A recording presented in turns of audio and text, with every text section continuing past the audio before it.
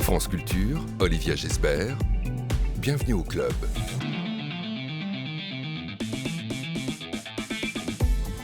Bonjour à tous. Chaque jour, d'ici la fin de la saison, un grand genre, un grand thème. Aujourd'hui, musique, avec le pianiste Bertrand Chamaillou, le plus auréolé des musiciens. 5 victoires de la musique, c'est totalement prestigieux, il faut le dire. Il vient d'enregistrer les 20 regards sur l'enfant Jésus, composé par Messiaen sur le label Erato. Et dès la fin de l'été, on le retrouvera aux commandes du festival Ravel en Pays Basque. Son répertoire, ses projets, ses goûts, sa vie d'avant, mais surtout sa vie d'après. Bertrand Chamaillou est aujourd'hui l'invité du club Pianissimo.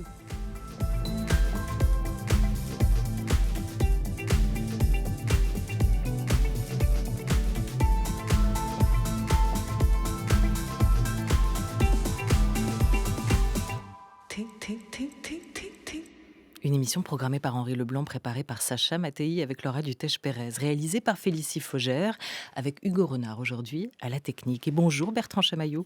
Bonjour, bienvenue à vous. On va ouvrir avec un délicieux jeu d'eau, parce que c'est presque l'été. Et puis c'est aussi autour de cette partition que votre rencontre avec Ravel s'est faite. Et cette rencontre, elle est cruciale dans votre vie. Alors on y va, en un mot, jeu d'eau. En un mot. On en reparle après. Un qualificatif. Tendresse. Tendresse.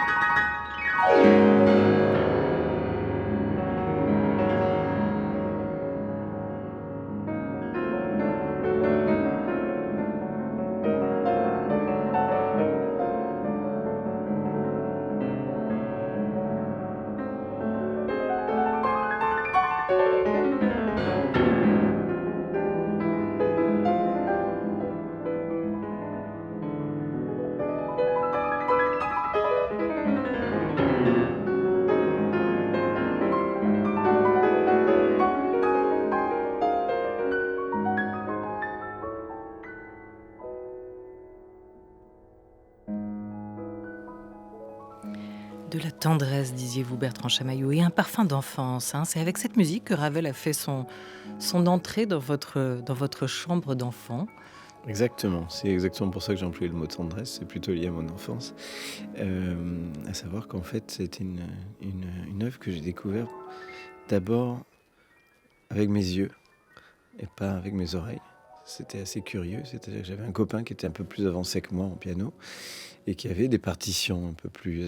moi, j'avais que des partitions un peu pour les enfants, disons. J'avais un peu des sonates de Beethoven quand même, qui étaient déjà assez évoluées. Et puis, un beau jour, je suis tombé sur cette partition des Jeux d'eau. Et comme on entend cette musique très fluide, qui évoque effectivement les jeux de l'eau dans des fontaines ou des rivières, enfin, ça peut être tout un tas de choses qu'on peut imaginer. La partition, effectivement, est très noire de notes, comme on dit. C'est-à-dire, il y a beaucoup de notes très rapides, donc ce qu'on appelle, nous, des triples croches, des quadruples croches, enfin, toutes ces choses-là qui font très vite. Et ça noircit énormément la partition. Et alors, la partition est très belle à voir comme un dessin. Elle est très graphique. Et alors moi, ça m'avait fasciné parce que j'avais encore jamais vu ça. Et comme je faisais un peu de piano, je me dis, tiens, c'est une partition, ça peut être ça. Et je me demandais comment ça sonnait. Et puis alors, j'ai quand même, je vais pas parler comme un vieux dinosaure, mais j'ai quand même grandi comme, non pas à l'ère d'Internet et tout ça. On n'avait pas accès comme ça, en claquant des doigts, à ce qu'on voulait. Et il s'est avéré que par un hasard extraordinaire, je suis allé écouter avec mes parents un récital de piano à Toulouse, dans ma ville natale, et qui n'était autre qu'un grand pianiste franco-polonais qui s'appelait Vlado Perlmutter et qui était un élève de Maurice Ravel, enfin qui avait joué pour Maurice Ravel. Et il a joué en bis, c'était pas dans son programme, il a joué les Jeux d'eau. Donc je les ai entendus peut-être 15 jours ou 3 semaines après. Alors j'en ai un souvenir vague, mais je sens que tout ça a fait que tout d'un coup je me suis plongé dans la musique de Ravel, en commençant par un petit prélude très court qui était à ma portée à cette époque-là. Et puis après, c'est un amour vraiment qui ne m'a jamais quitté. Ouais. C'est vraiment une passion pour sa musique, pour le personnage, pour tout ça. Et qui m'a amené vers les autres compositeurs, notamment de sa génération, vers Debussy, vers Stravinsky, vers toute cette période qui me passionne énormément. Mais je dois dire que Ravel, ça a été un des points de départ de presque tout dans ma vie. Voilà. Oui. Au point de rejoindre l'Académie Ravel, à quel âge? Alors ça, j'ai fait ma première académie à 15 ans. Cette 15 ans. académie qui existe depuis 50 ans, qui est une académie prestigieuse, donc pour les élèves assez talentueux, on va dire, musiciens. Alors justement, elle en porte le nom. Est-ce qu'il y a aussi une philosophie particulière, une philosophie Ravel? En quoi est-ce l'école Ravel dans cette académie? Alors au début, c'était peut-être pas tellement. Moi, aujourd'hui, avec le projet que je porte là-bas à Saint-Jean-de-Luz de festival et académie, on essaye de plus en plus de se raccrocher à une sorte de philosophie Ravel, on va en parler. Mais à l'époque, c'était surtout quelque chose qui était dans l'idée de diffuser sur ses terres natales la musique de Ravel et de ses contemporains, et aussi particulièrement la musique française. Parce que quand ça a été créé en 1970, il faut savoir que Ravel était encore un compositeur considéré comme un peu contemporain. Donc il y avait quand même une volonté de diffuser, bien au-delà du seul boléro, qui effectivement n'a pas besoin d'aide particulière, aussi toute cette musique de Ravel et puis tout ce patrimoine français autour de Ravel-Debussy en particulier, mais pas que.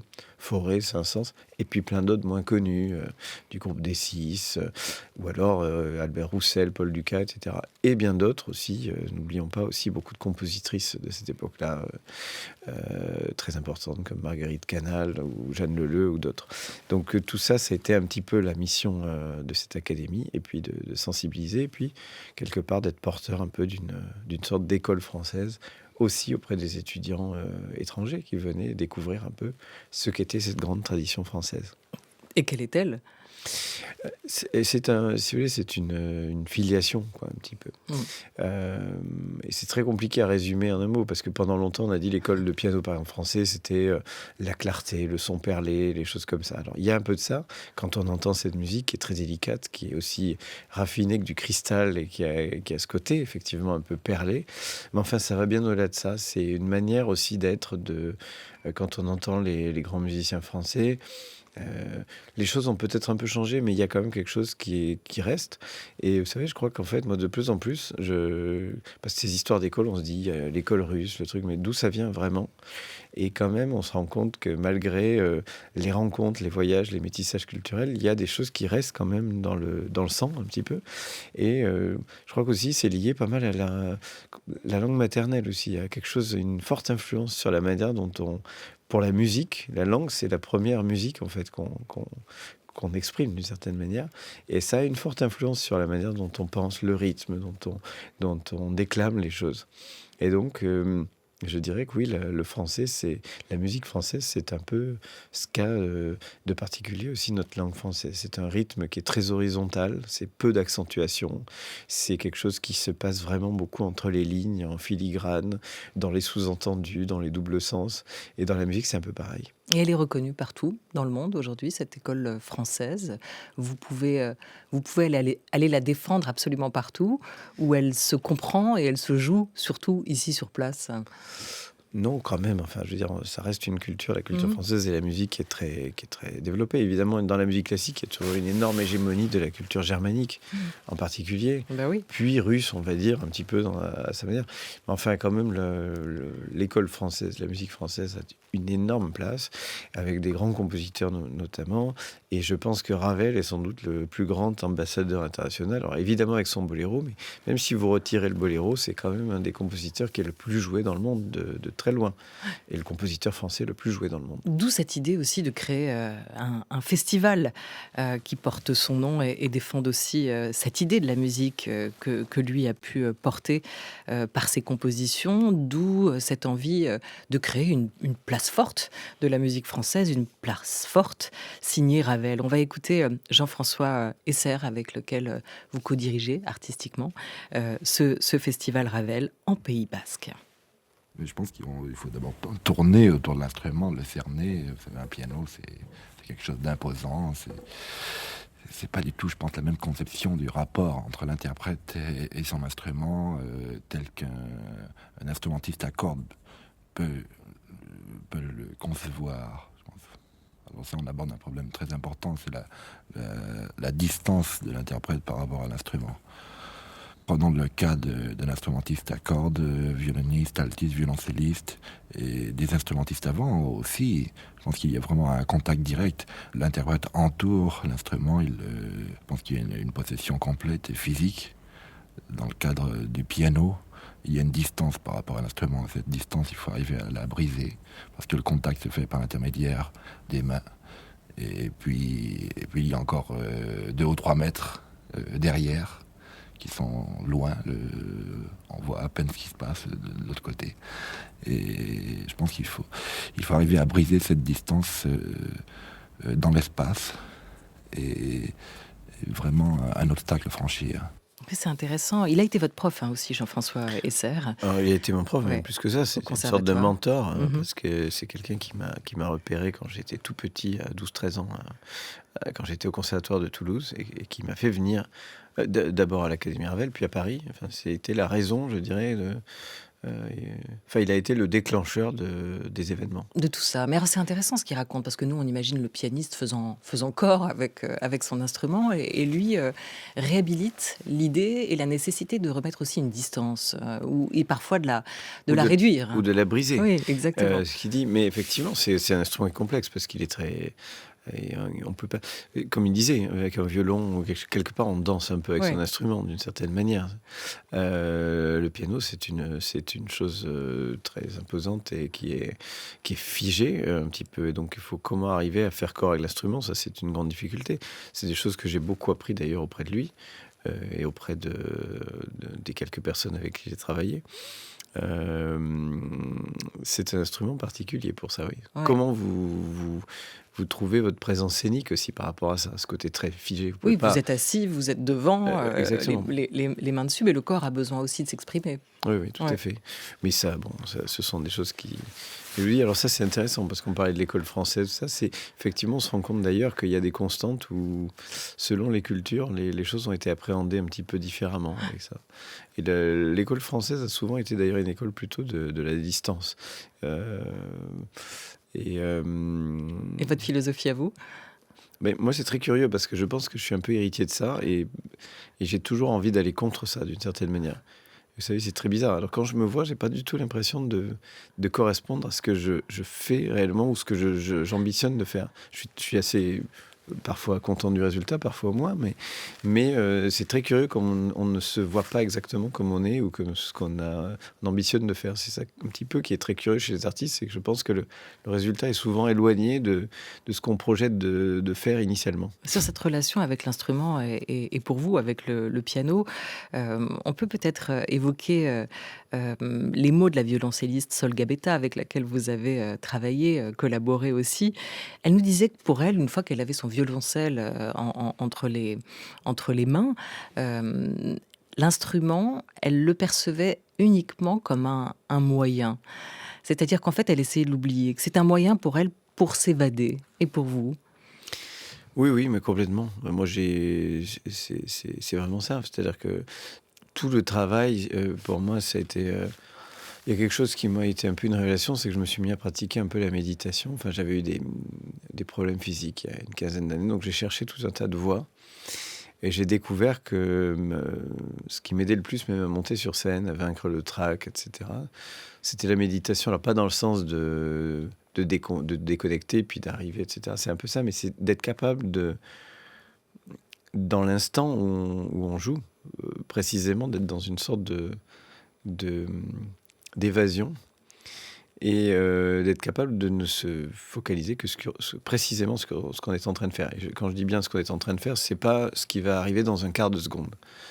Et donc c'est d'avoir suffisamment préparé ou absorbé une musique et le rapport aussi à l'instrument pour que ça devienne organique au point il y a une sorte de corrélation entre le geste et l'oreille qui se fait, mais quasiment de manière inconsciente. On n'est plus du tout à réfléchir. Et donc, on est dans une forme d'évasion, une forme de choses un peu transcendantes, comme ça. Et alors, moi, c'est des choses que je recherche énormément parce que j'y parviens très facilement à la maison et j'ai découvert un petit peu comment parvenir à ce genre d'état sur scène, qui est parfois décuplé quand on a finalement cette espèce de côté sans filet face au public. Mais non, effectivement. Vous allez nous donner le truc ou pas du tout? Le truc, je pense que tout le monde peut le trouver. Je veux dire, Chacun le sien. C'est ça, oui, Ouais. oui. Non, mais c'est-à-dire quand même essayer d'arriver à évacuer tout ce qui est parasite, en fait, toutes les pensées parasites, tout ce qui vient un petit peu nous saturer. C'est très difficile, hein. Moi, on est toujours en lutte avec ça. Mais en tout cas, par rapport à l'aspect mécanique de l'instrument, pour finir avec ça, le piano, c'est-à-dire que ce qui est très étonnant, c'est de découvrir que ce ne sont pas des boutons qu'on appuie et des marteaux qui frappent, mais tous les mouvements, que ce soit du mécanisme ou de la main, sont en réalité des mouvements circulaires, non interrompus, contrairement à ce qu'on pourrait croire. À partir du moment où on comprend ça, on est dans un rapport très très fluide justement à l'instrument, et on peut faire vraiment corps et danser avec son instrument. Alors, vous avez parlé de transcendance à l'instant, Bertrand Chamaillou, et on pense à un autre compositeur dont vous êtes aussi un grand interprète à ce mot-là, Franz Liszt. Lui, c'est le voyage intérieur. Lui, c'est votre compositeur porte-bonheur, comme vous l'avez dit un jour, hein. Il vous offre cet état de grâce intérieure quand vous interprétez du Liszt. Oui, alors d'ailleurs, il y a beaucoup de liens entre Liszt et Ravel, hein. Ravel était un grand fan de Liszt. Le piano de Ravel est un piano qui vient de Liszt. D'ailleurs, on parlait de jeux d'eau. Quelques années auparavant, Liszt avait composé ses jeux d'eau de la Ville d'Hadès, qui est le modèle absolu de Ravel pour ses propres jeux d'eau. Ce sont des compositeurs, moi, dans lesquels je me retrouve complètement, aussi dans le type de jeu pianistique qui m'offre un plaisir quasiment hédoniste, quoi, de rapport sensuel à l'instrument. Et puis, ce sont des personnalités, alors les deux, hein, chacun à leur manière, mais très différents, parce que Liszt était beaucoup plus expansif, on va dire, que Ravel, d'une certaine manière. C'est quelqu'un qui a énormément voyagé, qui a été un peu, comme on disait, un peu la pop star de son époque, hein, qui était, avant de, comme vous le disiez, entamer un voyage intérieur, où il s'est finalement complètement isolé en devenant abbé à la fin de sa vie.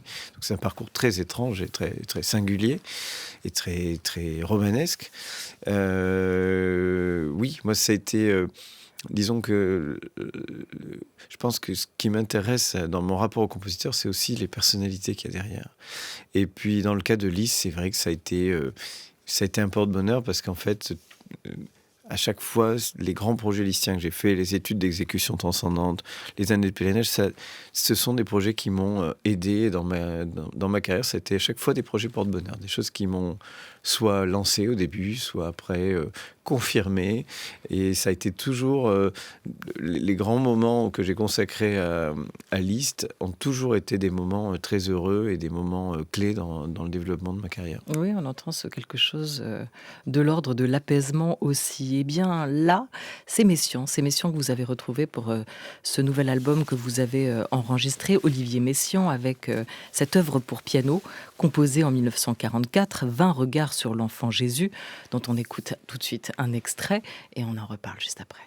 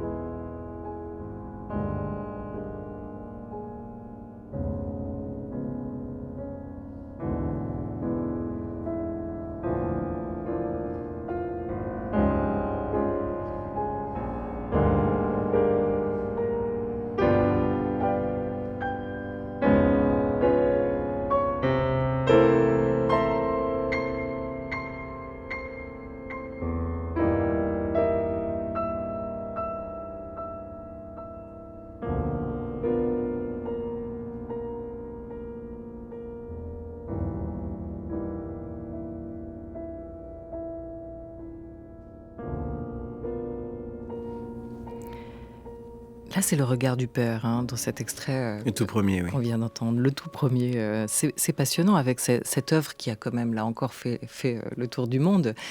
Elle est particulièrement, on dirait religieuse, mais mystique aussi. Parce qu'on parlait tout à l'heure de transcendance. Moi, c'est au-delà de ça, en l'occurrence, c'est ce qui m'intéressait. Et je crois qu'on parlait de Liszt, on parlait de Ravel, tous ces grands projets, Messiaen en particulier aussi, là, qui m'accompagnent depuis l'enfance, en fait.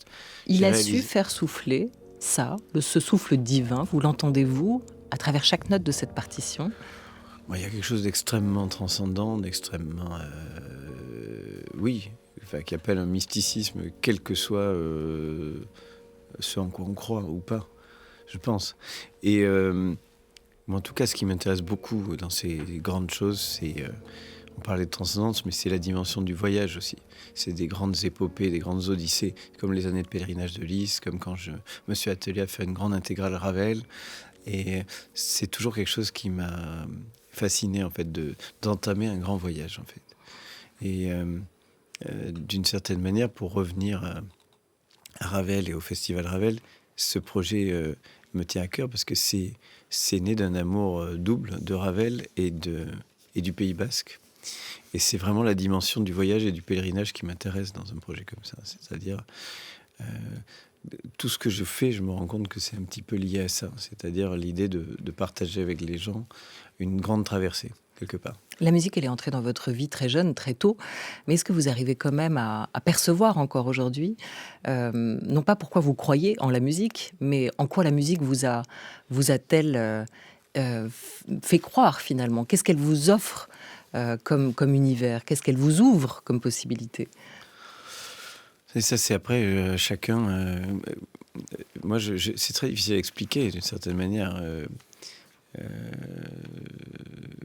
Il est vrai que je pense qu'on peut tous avoir des sortes de révélations dans la vie à divers degrés, et notamment des choses qui nous font un peu quitter le sol, quitter la terre. On parlait d'évasion, on parlait de transcendance, on parle de mysticisme, mais ça peut être aussi des choses moins ambitieuses, ça peut être des choses tout à fait joyeuses, une forme de divertissement aussi, parfois une forme de légèreté, ça peut être plein de choses différentes. Il est clair que moi, ça s'est précisé sans même que je ne fasse rien, ça a été la musique qui a été le monde. Parce que j'ai beaucoup de passion dans la vie, hein. Il faut savoir que je dis toujours que quand on me dit qu'est-ce que vous auriez fait si vous n'avez pas fait de musique, j'ai l'impression que j'aurais pu avoir beaucoup de centres d'intérêt, notamment dans les domaines d'expression artistique, mais il y a beaucoup de choses qui m'intéressent dans tout domaine. Moi, je suis quelqu'un de passionné. Je crois que souvent, d'ailleurs, quand on a une passion, c'est parce que beaucoup de gens que je vois ont des caractères passionnés et peuvent se passionner potentiellement pour beaucoup de choses. Mais en l'occurrence, la musique, ça a été une rencontre très particulière. Et où est-ce que vous trouvez aujourd'hui la nouveauté, Bertrand Chamaillou? C'est complexe, ça, comme question. Apparemment, j'en pose des difficiles. Mais moi, pour raconter aussi, évidemment, pourquoi je m'attelle aussi aujourd'hui à faire un projet autour d'un compositeur et pourquoi j'ai des obsessions comme ça autour de certains compositeurs. Je pense que moi-même, en fait, ce que j'aurais voulu être au départ, finalement, l'histoire a décidé autrement, mais j'aurais voulu être compositeur. J'avais envie, à la base, de composer de la musique. J'improvisais, j'essayais de composer. Et le piano, c'était vraiment un moyen. C'est exactement ce que disait Sol tout à l'heure, hein, comme vous disiez. Mais pour moi, c'était un moyen. Et c'est toujours un moyen d'expression. Et l'interprète recompose toujours à sa manière. Hein. Alors, d'une manière, oui. J'ai fini par comprendre ça. Parce qu'au début, ça ne m'obsédait pas tellement, la question de l'interprétation. Mais effectivement, ne m'étant pas réalisé comme compositeur, c'est par le biais d'autres compositeurs et dans la manière dont je transmets et ma propre lecture de ces choses-là que je me suis révélé. Mais alors, comment se renouveler ? Bon, déjà, la création, ça c'est très important. Et puis... donc ça, oui, avec des compositeurs, mais aussi des plasticiens, des chorégraphes, des choses comme ça. Et l'autre chose, c'est effectivement en faisant un projet pour les autres. J'ai 42 ans, j'ai toujours travaillé pour moi. Et donc le Festival Ravel, l'Académie pour les jeunes, c'est comment faire quelque chose pour les autres. Voilà, alors ce Festival Ravel en Pays Basque, il débute le 23 août. Il se poursuivra jusqu'au 9 septembre. Il y a tout un programme complet, à la fois de rencontres, de thématiques, une édition particulière que vous avez pensé, imaginé, des masterclass aussi. J'invite chacun à y aller et puis aller à la rencontre de cette musique et de ce compositeur Ravel. Et pas seulement, on fait beaucoup d'autres choses autour de ça. C'est un état d'esprit Ravel. Voilà. Et ce festival, c'est un vrai voyage. Et je cite 2 disques pour terminer. Maurice Ravel, l'intégrale que vous avez enregistré en 2007 sur le label Erato, toujours sur ce label, les 20 regards sur l'enfant Jésus d'Olivier Messiaen, dont on a écouté un extrait et qui est votre dernier album. Merci beaucoup à vous. Merci à vous. Merci.